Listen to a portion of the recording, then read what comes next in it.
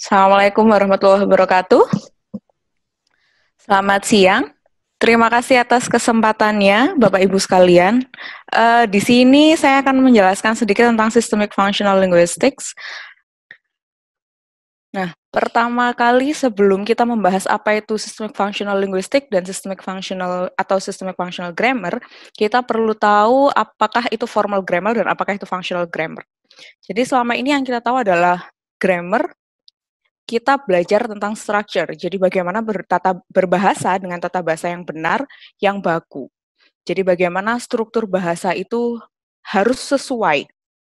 Berbeda dengan functional grammar. Functional grammar melihat kita berbahasa karena kita punya fungsi, karena kita punya tujuan, karena kita mencapai tujuan komunikasi tertentu. Jadi ada tujuan komunikasi tertentu yang memang kita ingin capai. Jadi semua structure, semua hal yang ada dalam bahasa itu sebenarnya hanya untuk hanya berfungsi untuk membantu kita mencapai tujuan-tujuan tersebut. Jadi structure dan tata bahasa berdiri karena kita mempunyai fungsi. Bukan seperti formal grammar yang tata bahasa sendiri, fungsi bahasa sendiri, meaning dan structure sendiri.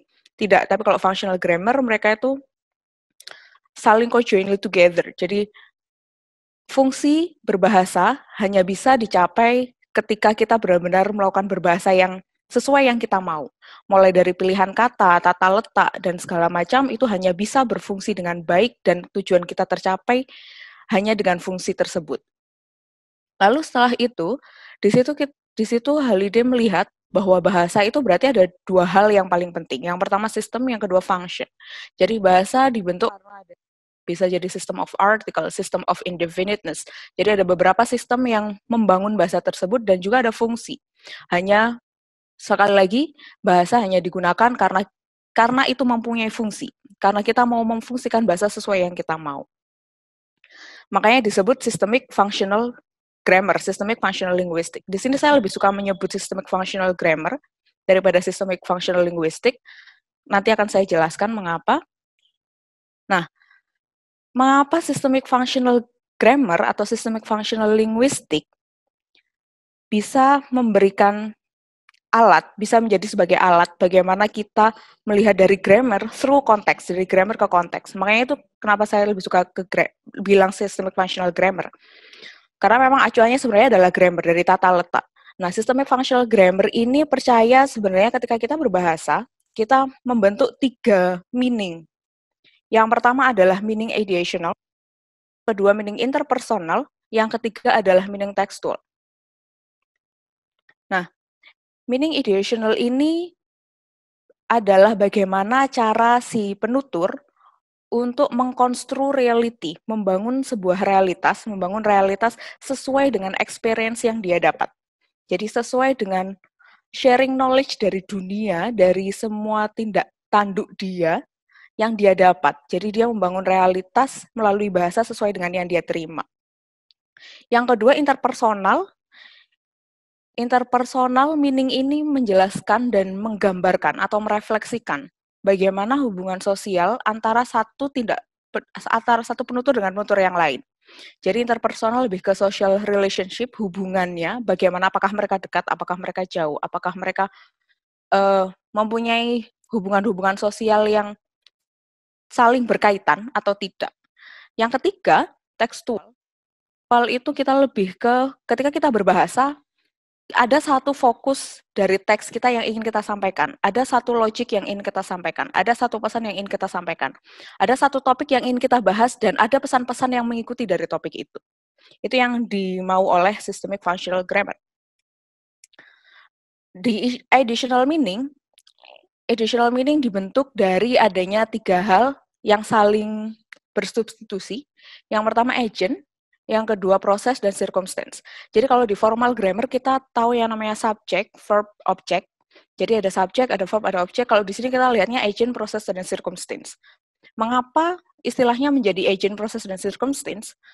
Kenapa nggak pakai subject aja? Kan intinya sama. Oh no, it's different. Itu berbeda dalam hal agent ini bertindak sebagai apa? Agent ini berperilaku sebagai apa?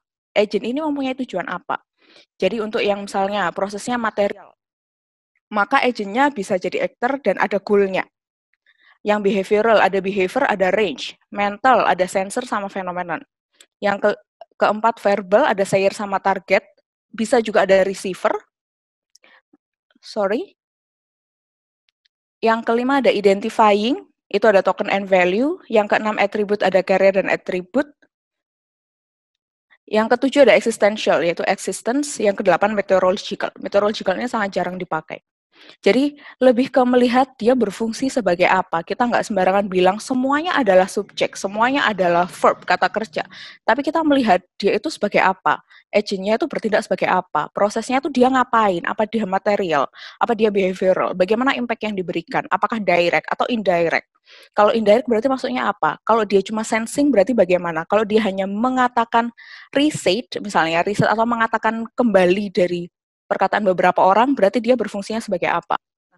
Karena hal-hal yang spesifik ini, maka dari sini Systemic Functional Grammar mengklaim bahwa mereka bisa menyelaraskan, memberikan red line antara grammar dan konteks. Karena grammarnya pun mereka mengkotak-kotakannya sesuai konteks di discourse tersebut, di wacana tersebut. Untuk circumstance-nya, types-nya ada 7, time, place, manner, cause, accompaniment, matter, sama rule. Jadi 7 ini bisa ada, bisa tidak ada, bisa ada banyak, bisa ada satu. It depends on the context. Sebelumnya saya lupa bilang, saya mohon maaf kalau untuk beberapa istilah saya memakai istilah bahasa Inggris karena keterbatasan saya menemukan padanan yang sesuai. Jadi saya mohon maaf. Yang kedua adalah interpersonal. Interpersonal adalah reflecting social relationship. Jadi bagaimana hubungan sosial antara satu penutur dan penutur yang lain. Interpersonal ini tidak hanya dilihat dari modality, tapi ada jadi dari appraisal bisa bagaimana kita mengevaluasi orang lain menurut perkataan kita. Misalnya I'm happy you came, I'm glad you came. Jadi karena ada appraisal positif, happiness, berarti kita evaluating him positively. Itu appraisal. Ada juga register. Jadi kita bisa melihat bagaimana caranya dia berkomunikasi, apakah image atau image atau tidak, apakah formal atau informal. Mood juga bisa, speech act pun juga bisa.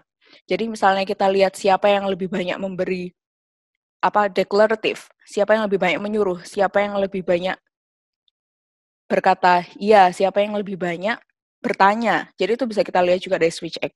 Intinya adalah di interpersonal meaning, untuk mencari interpersonal meaning, kita tidak hanya berfokus pada satu teori, tetapi kita bisa memakai teori-teori yang memang fungsinya untuk memberitahu dan memberi gambaran bagaimana social relationship antara satu penutur yang lain.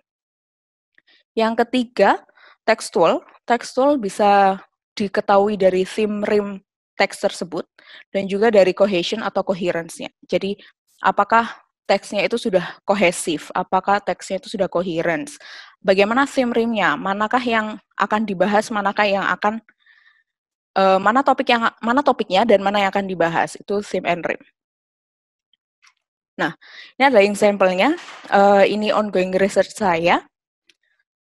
Di sini saya menganalisis tentang bagaimana representation of Iran sama nuklir Iran dari sudut pandang Benjamin Netanyahu di UNGA, United Nations General Assembly.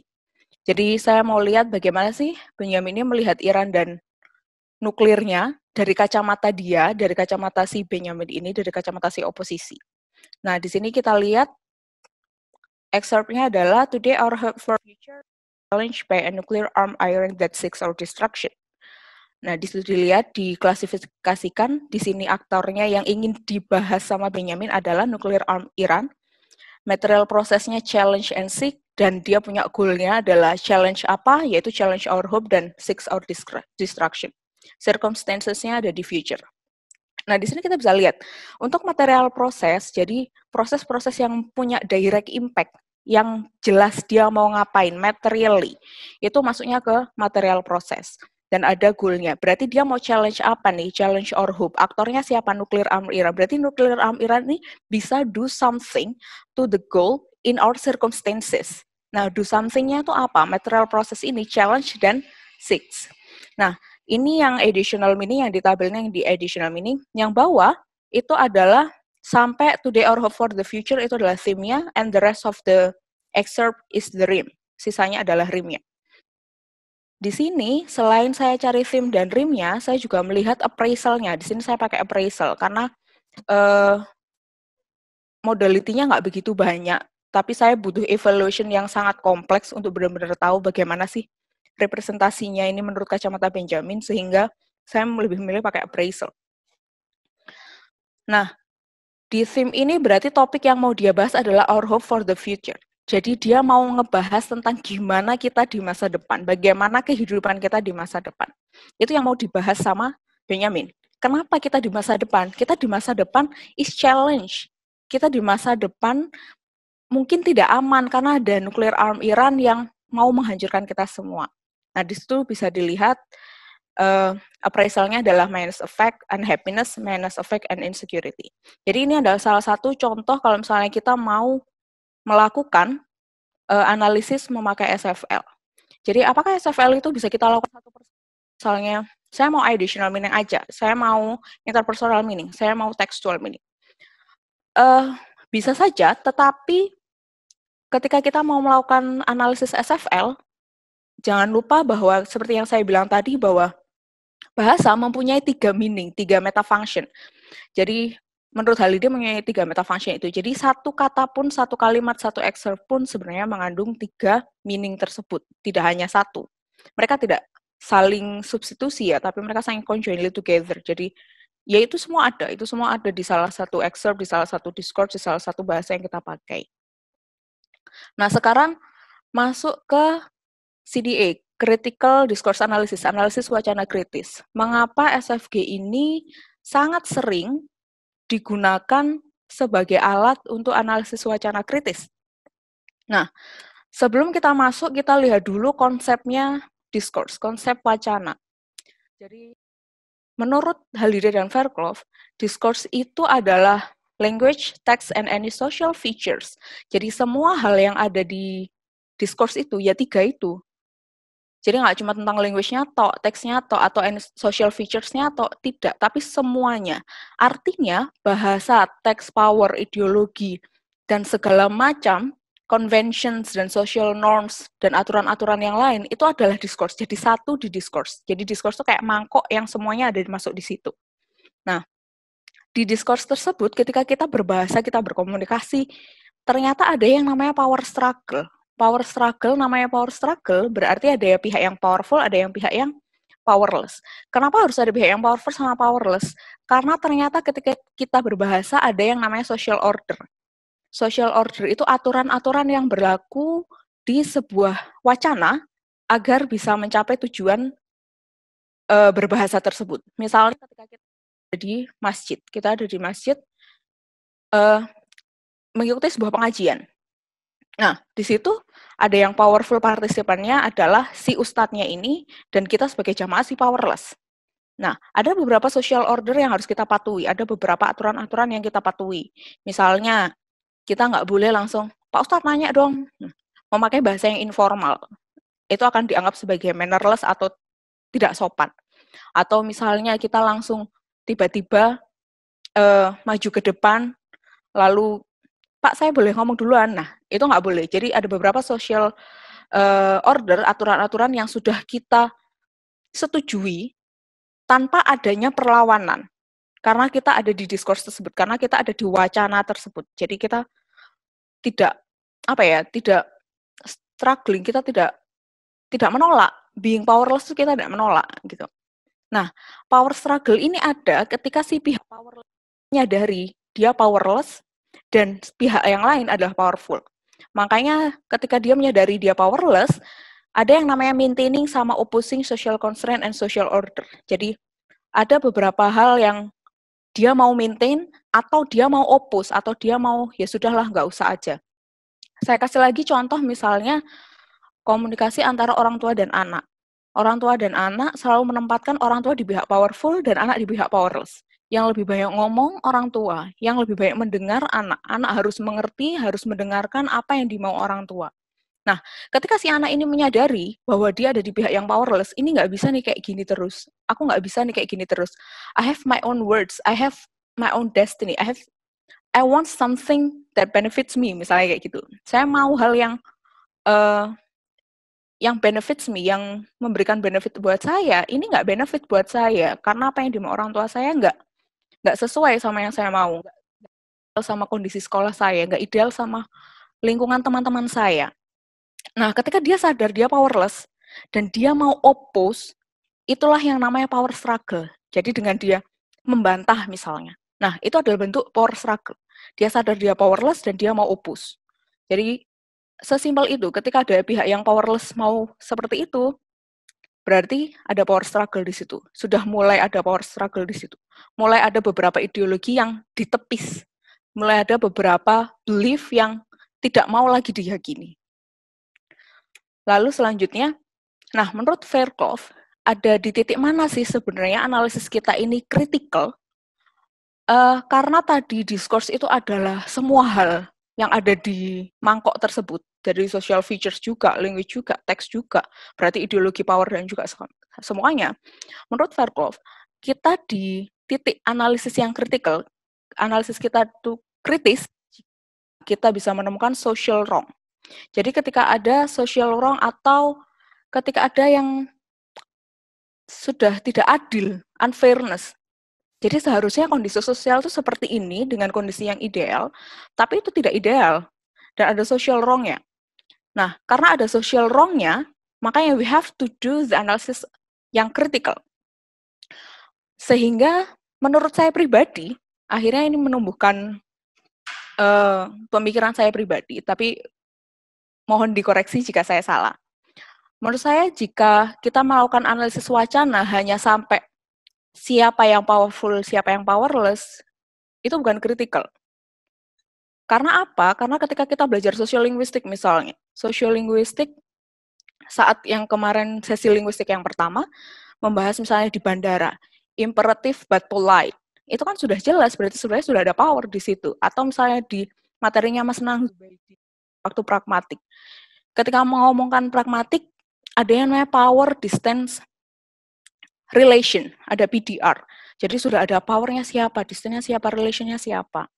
Bahkan seperti sosiolinguistik, Delheims, dan juga misalnya teori-teori linguis yang lain, itu mereka sangat-sangat jelas ya, mereka siapa yang powerful, siapa yang tidak. Jadi kalau cuma memaparkan ini powerful, ini tidak powerful, ini ada kesenjangan power, ini ada social gap, menurut saya tidak sampai kritikal. Karena ketika menuju kritikal, kita juga harus bisa menelaah social wrong-nya. Jadi apa yang salah? Apa yang salah di kondisi sosial ini? Kenapa bisa seperti ini? Kenapa keadaan yang tidak ideal ini bisa terjadi? Nah, oleh karena itu, di CDA, Critical Discourse Analysis, baik di DA, analisis wacana, discourse analysis, tidak cukup hanya sampai linguistic theory. Linguistic theory hanya sampai tekstual saja, hanya sampai permukaan. Tidak sampai ke discourse-nya, karena balik lagi discourse tadi itu ya ada social features-nya. Jadi kalau tidak menginjak social features, ya tidak bisa analisis itu disebut analisis wacana. Itu hanya analisis linguistik in a very deep analysis. Gitu.